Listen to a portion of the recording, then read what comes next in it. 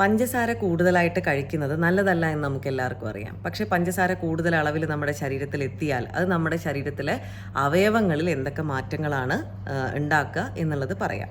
അതിൽ ആദ്യത്തേത് നമുക്ക് എല്ലാവർക്കും അറിയുന്നത് പോലെ പാൻക്രിയാസ് ആണ്. പാൻക്രിയാസിൽ പാൻക്രിയാറ്റിക് സെൽസിന് ഡാമേജ് ഉണ്ടാക്കുകയും പിന്നീട് അത് പ്രമേഹത്തിനൊരു കാരണമാവുകയും ചെയ്യും.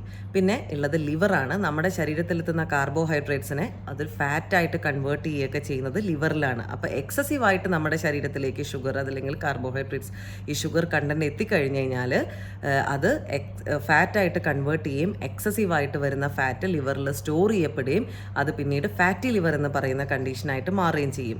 ഇന്ന് വളരെ കോമൺ ആയിട്ട് കാണപ്പെടുന്ന ഒരു അവസ്ഥയാണ് ഈ ഫാറ്റി ലിവർ എന്ന് പറയുന്നത്. അത് നമ്മുടെ ലൈഫ് സ്റ്റൈലായിട്ടും ഭക്ഷണ രീതികളുമായിട്ട് വളരെയധികം ബന്ധപ്പെട്ട് കിടക്കുന്ന ഒരു കാര്യമാണ്. അതിനെപ്പറ്റി വിശദമായിട്ട് അടുത്തൊരു വീഡിയോയിൽ പറയാം. ഇനി എക്സസീവായിട്ട് ഷുഗർ കഴിച്ചു കഴിഞ്ഞാൽ ഉള്ള വേറൊരു കാര്യം വെയിറ്റ് ഗെയിൻ ആണ്. നമ്മുടെ ശരീരഭാരം നന്നായിട്ട് കൂടാൻ അതൊരു കാരണമാവും.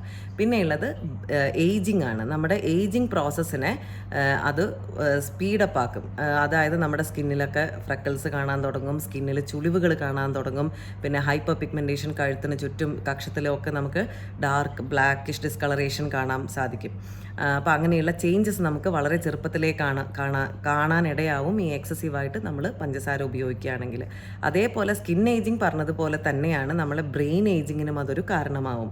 ഈ മറവി പോലെയുള്ള അസുഖങ്ങൾ വളരെ നേരത്തെ തന്നെ നമ്മളെ ബാധിക്കാനൊരു കാരണമാവും അത്. അതേപോലെ എക്സസീവായിട്ട് നമ്മൾ പഞ്ചസാര ഉപയോഗിച്ചാൽ അത് നമ്മുടെ ഹാർട്ടിന് ഒട്ടും നന്നല്ല. അപ്പോൾ കാർഡിയാക് ഡിസീസസിന് ഇതൊരു പ്രധാനപ്പെട്ട കാരണമാണ്. അപ്പോൾ പഞ്ചസാര നമ്മുടെ ഡയറ്റിൽ നിന്ന് പൂർണ്ണമായിട്ട് ഒഴിവാക്കി അല്ലെങ്കിൽ മിതമായിട്ടുള്ള രീതിയിൽ ഉപയോഗിക്കാൻ നമ്മൾ ശ്രദ്ധിക്കുക. Thank you.